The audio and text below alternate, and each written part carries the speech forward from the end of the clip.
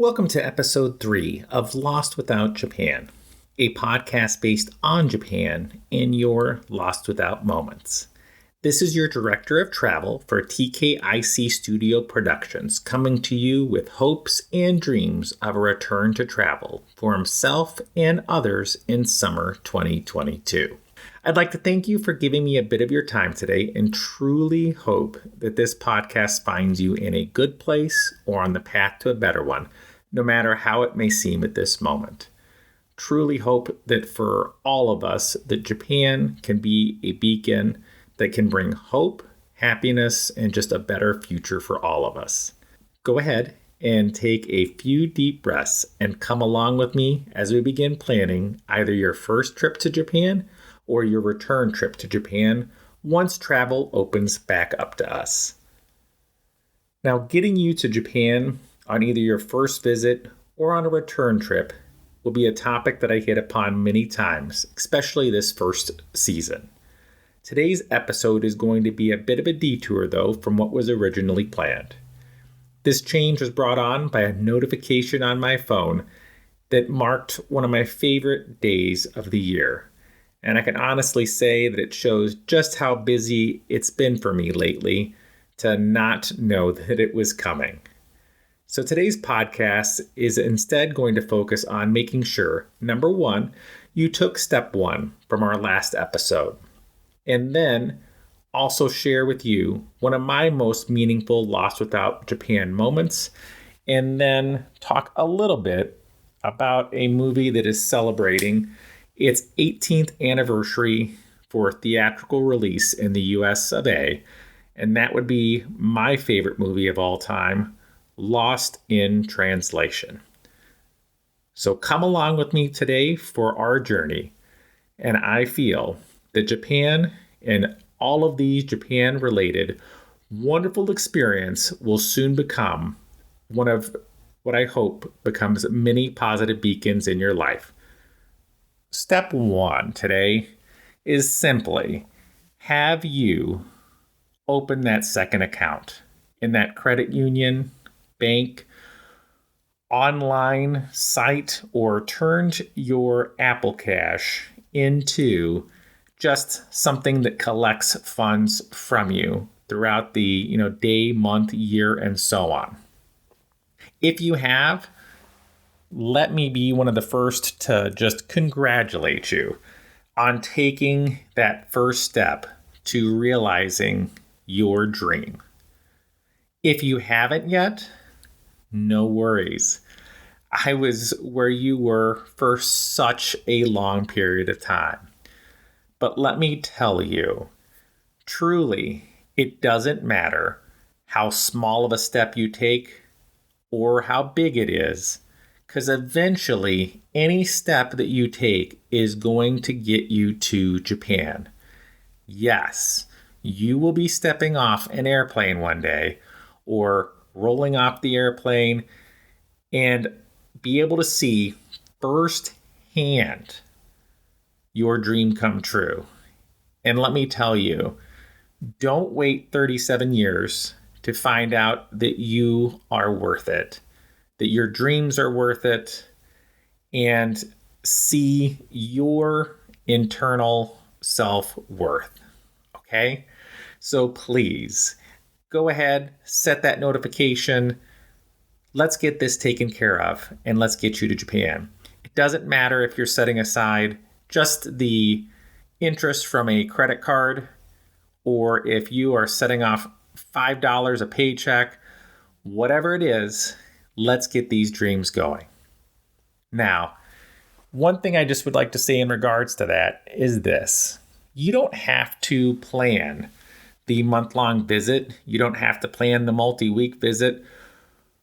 Just getting yourself to Japan, be it even just for a week, is going to cascade into you wanting to return and almost have that refocus of, hey, I'm about to buy a coffee, or I'm about to go buy some fast food, or I'm about to buy a digital movie. And it's crazy. It's not like you're going to deny yourself everything that you have, But there are quite a few times throughout the year where I'm like, listen, do I really want to spend this here? And if yes, awesome, do it. It's important to enjoy life outside of Japan as well. But I'm going to tell you, once you're there, once you've had the food, once you've drank the water, you're going to want to return. And there's been more than one time that rather than buy that package of Oreos or, buy that movie, that I've taken that money that I've had instead and just transferred it to the account. And again, doesn't matter how big or small that is. So next week, we are going to kind of continue our discussion about getting you to Japan. And I'm going to talk about some things that I would recommend you buying kind of in small amounts leading up to your trip. And one of those is just saying no to roller luggage. Don't live in my faults and enjoy all you can that first trip, okay? Now, if you've taken that step or you have recommendations for things to experience Japan with, if this is not your first visit, or maybe you've traveled a lot and have some of those life hacks to share, please reach out to me at lostwithoutjapan@gmail.com or Instagram at lostwithoutjapan. Moving on. My most meaningful Lost Without Japan moment would honestly be on my first return visit, visiting Hiroshima. Now, back with Japan Fulbright Memorial Fund, I had the wonderful opportunity to listen firsthand to a Hiroshima survivor and listen to his telling of that day, the weeks after, months after, and how it just continued to impact not only his life, but his children's life. And how, despite all that happened, he held no ill will towards the United States, but instead had a singular focus on wanting to make sure that that horrible event never happens again. Now, it was hearing this, along with me talking to my dad upon my return back in 2004, and him kind of sharing his experience in Hiroshima and the fact that the people that he went with, along with himself, really only found themselves being able to stay in the museum for about 30 minutes to like maybe an hour, and some of them way less. And it's not that there wasn't enough for them to see or do while they're there, but instead, the Peace Museum in Hiroshima really seems to impact people in a variety of different ways. And I can say that was very much the same for me and those that visited with me. So let's move on to talking about that and what led to one of my most memorable moments. Like I said, when I went to Hiroshima on my return trip, it was due in no small part to listening to the Hiroshima survivor, to my dad and others that made that visit. I knew that it was not going to be a place that I missed on this return trip. And honestly, though, I can say that nothing could have really prepared me, though, for how much that experience impacted me. Upon arriving to the museum, the grounds itself and to the park, they do have a building that is still standing from that time, and one of the few things that did survive, that really cements firsthand what happened, and it's just something concrete that you can actually physically see in front of you. And for me, it kind of helped reinforce and set that mood that carried over through the whole time. One nice thing I can say is that the museum really goes all out in trying to make sure that everyone that visits the museum gets the most out of it. And I was able to rent a listening device that I was able to use throughout my visit to hear everything in English. And it really goes to say like how much they want to make sure that no matter where you're coming from, that you're able to take away as much as possible from your experience. Now, when I first started going through the exhibit, a lot of what was being shared was historical and were things that I had heard, but hearing it from a Japanese view was definitely eye-opening. Working my way through and listening to all that it had to offer, I began to wonder, like, what impacted my dad or others that visited with him that made them have to shorten their trip so much. And I can say for me that what impacted me the most was not necessarily what I heard on audio or what I saw in the upper level of the museum, but instead when I came down and was able to see firsthand artifacts such as a child's bike or clothes and various things that were found after the bombing that are in glass cases and have a very firsthand description of what occurred at the time of the bombing, where this came from, who this came from. And during that time, back in when I had visited, I have, my son and my daughter, being a father myself, and can say, you don't have to have kids to have this impact you. Our fur babies will do the same. But reading the description of children, young adults that lost their life, and being able to see something tangible from that just horrific event really drove home those numbers or like what you've read or heard previous to that moment. And it impacted me so much. And it really, really overwhelmed me. And I truly could not stay and finish the museum. The emotions that I began to experience just were so overwhelming. And I really did not want to disrupt other people around me and their experience by, crying in person.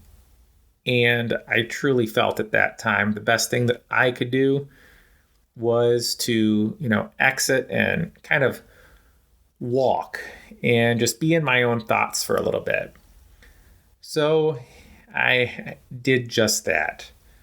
I feel that I got everything out of my visit that could have potentially been hoped for by those that have, created this space and this experience for us all to share in.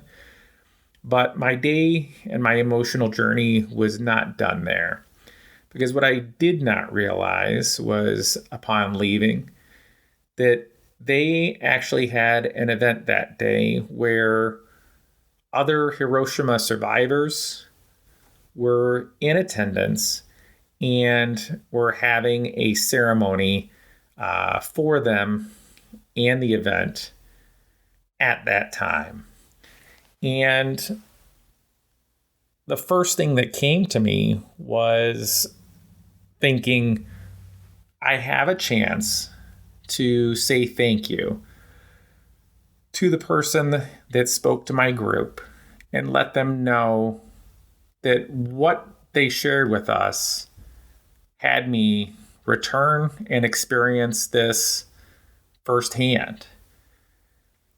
But as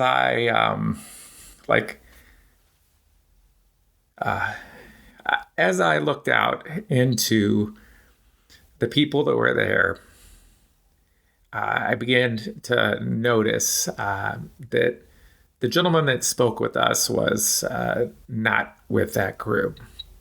And that just further drove home the events kind of that day. And to know that I wasn't going to be getting that opportunity to say thank you really just continues to even impact me, to this day. So you may say, Mike, how is this a lost without Japan moment? And I'd say that not all of our moments in life need to be happy ones, but it was in this lost with it thought process and just cloud that I became in, where I was focused on not being able to say thank you. I was focused on those artifacts that I'd seen. I was focused on the stories that I'd read and heard, that I feel that the spirit of the gentleman that I heard was definitely with me on that day, and looked out for me and guided me to someone that I consider a good friend to this day. So let's kind of move on a bit. That's here. And sorry for audio quality, trying to hold it together the best I can for this time. But I know you'll definitely be understanding in this. Now, it was in those moments of walking around in a haze that I was searching for any comfort that I could end up finding. And I don't know about you, but if you've been gone from home for any length of time, one of those things that can bring you some comfort is just some food from home, which is not impossible to find in Japan, but it is definitely harder to find. So I was walking along and found an establishment that looked to be open.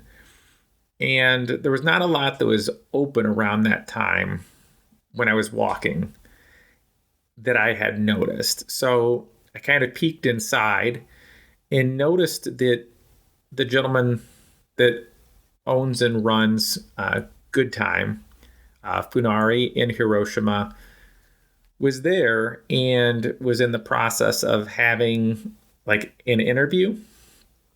And I can honestly say that what I chose to do next was totally due to the mental state that I was in at that time, because had I been in a normal headspace, I would have not taken and done what I did next. But I can say that I'm thankful that I did. What I saw on the table that they were sitting near was a variety of food, one of them being a hot dog. Yes, a hot dog all the way on the other side of the world. And coming from Chicago, one of our biggest comfort foods besides a deep dish pizza is definitely a Chicago dog. So seeing the chance to have a hot dog and an adult beverage really just kind of helped ground me in that moment. So I stepped inside, and not knowing any Japanese at the time, and it turns out my friend, not knowing much English at the time, came up to me, and I told him, what I was looking to do. He sat me on the opposite end of the restaurant away from the interview and said that he would, take care of me, and kind of brought an brief English menu at that time.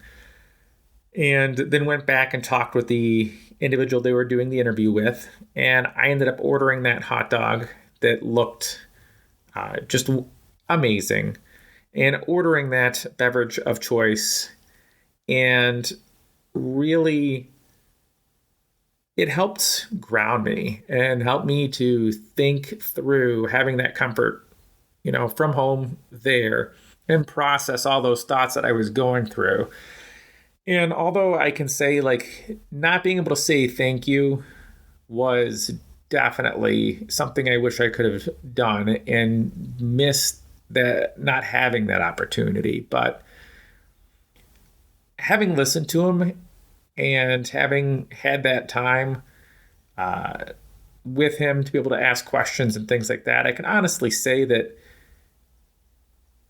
just me making that trip would have meant the world.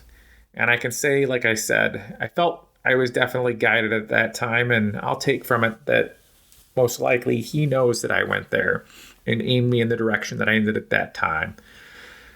So while I was eating and this interview is going on across the way, my friend continued to come back and forth, and I will unabashedly say that I've had some of the best hot dogs in my life in Chicago, but the one that I had that day continues to be my favorite, and that would be the spicy dog. If you get the chance to go to Japan and visit Good Time in Hiroshima, please definitely stop by.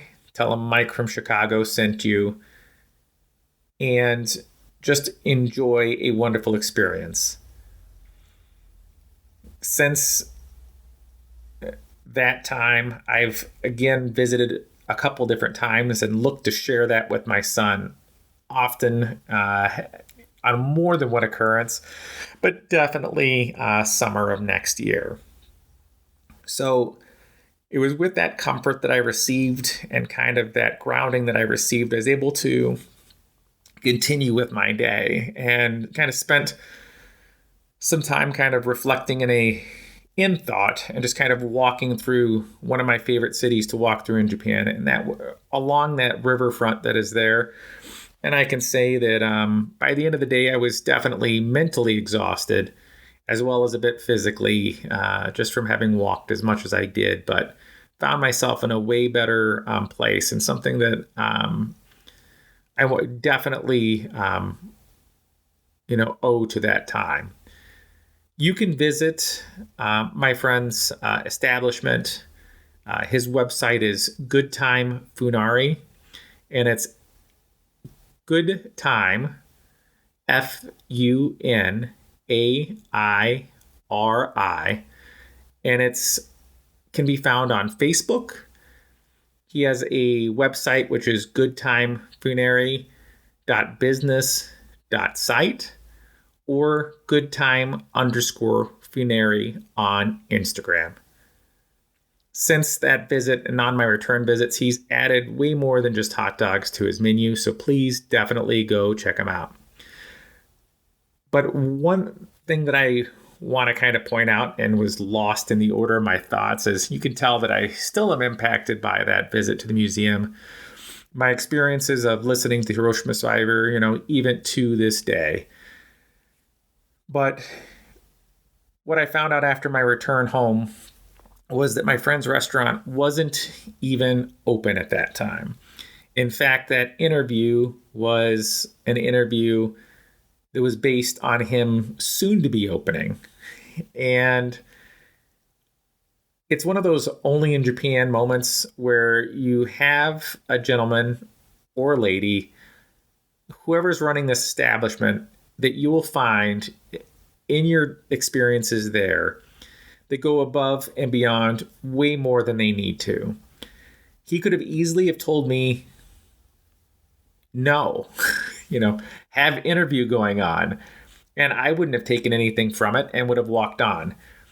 But he went above and beyond and served me in the process of being interviewed, and I messaged upon my return, apologizing profusely for having done that. But he just basically was like, come visit again.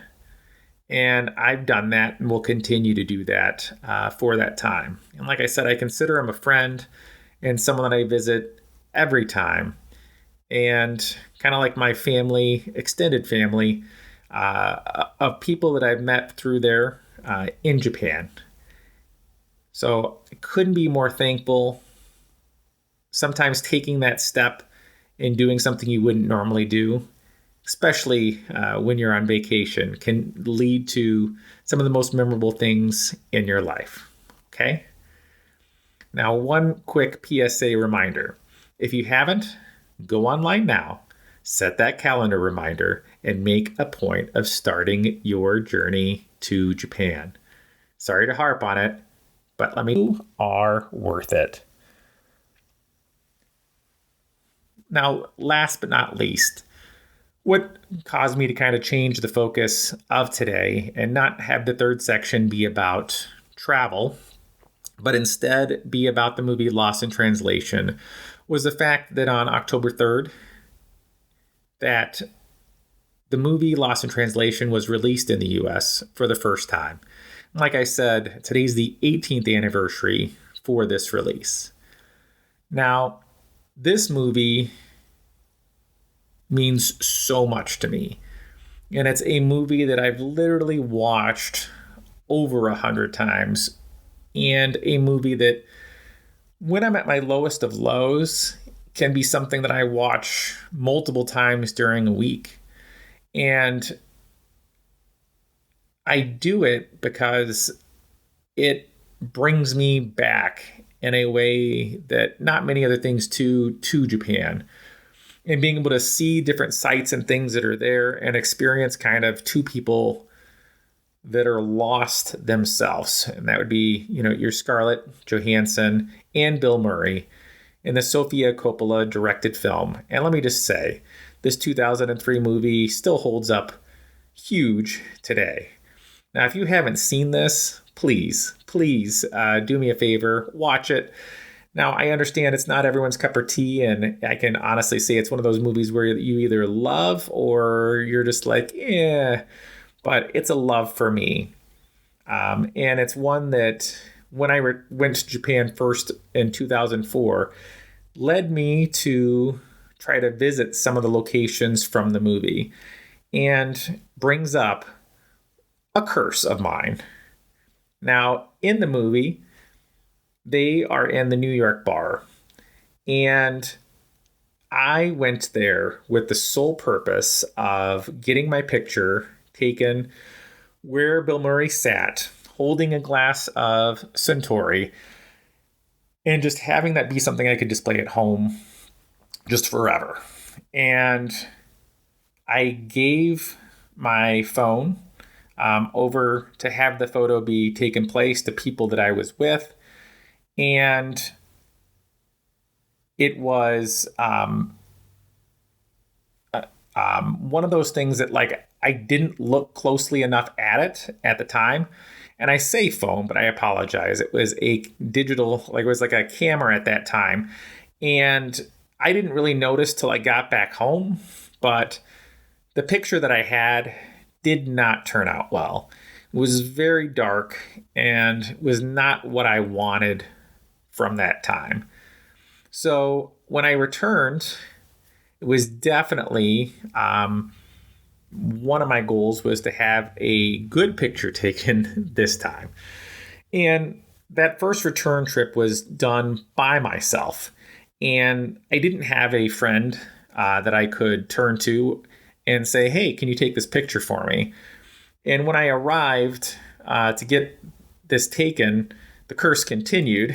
And even though they were supposed to be open, there was the delay that day in time. And they allowed me to go inside and sit down and have my picture taken, which kudos to them. They didn't have to. But it was very quick. So I handed over my phone and got my picture taken, sitting down, and was out the door as quick as I could be because they were super hectic, super busy trying to get up and going. And again, not sure what happened, but it wasn't something that I could go back into. And after getting my picture taken and ending back up outside looking at it, I saw that, nope, that it didn't turn out again. So curse continues. Head back with my friends on my trip back in 2017. and go to get my picture taken again. And I was like dead set on having a great photo.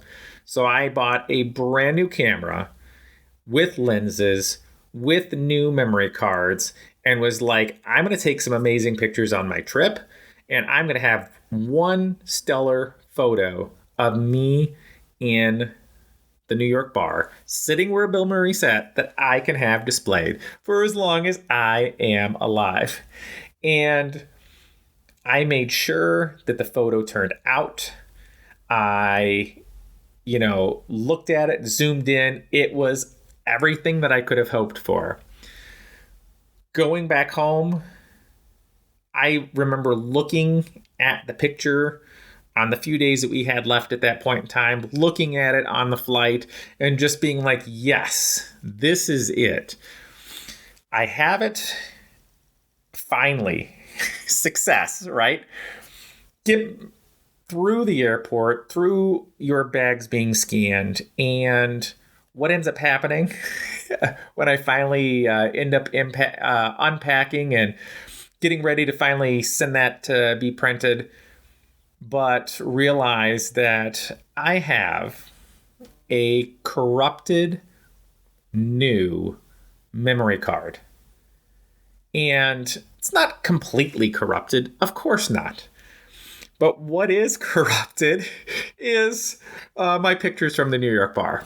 So let me tell you, sorry for this ramble, but I will do everything I can on my return trip with my son and my friend to have them all take pictures on the device, make sure that all of them are happy so I can finally lay this curse to rest and have that picture that I'm looking for. I've even gone so far as to buy the camo shirt for my son and I that Bill flips over in the movie. Those of you to watch it, you'll know. We'll have our suits, have our things that's here. We're even going to go karaoke in the same location that they did in the booths that are there. So we're really going to make the most of it and make it not only a memory for myself, but that also one for my son. And truly can't wait for it to be something to share with my daughter too when we get to that time. So thank you for listening to my most memorable experience. Now, we had our first listener requests come to us in the TKIC studio, and that is a request to kind of have some talk about the group AKB48 and providing some concert information for someone who's looking to visit Japan. And I've not forgotten about you. And they are on Instagram at Eris Carthian. And I have someone in mind for you. And as soon as I get to where I'm a little more comfortable recording with some friends and having the two mics set up, I will reach out to someone that I have in mind who's been to Japan, follows AKB48 very closely. Huge fan, part of their fan club. Definitely the person to talk to about that. And I will have them on the show at some point to help answer that question for you. So thanks in your patience leading up to that. Now, a bit of housekeeping.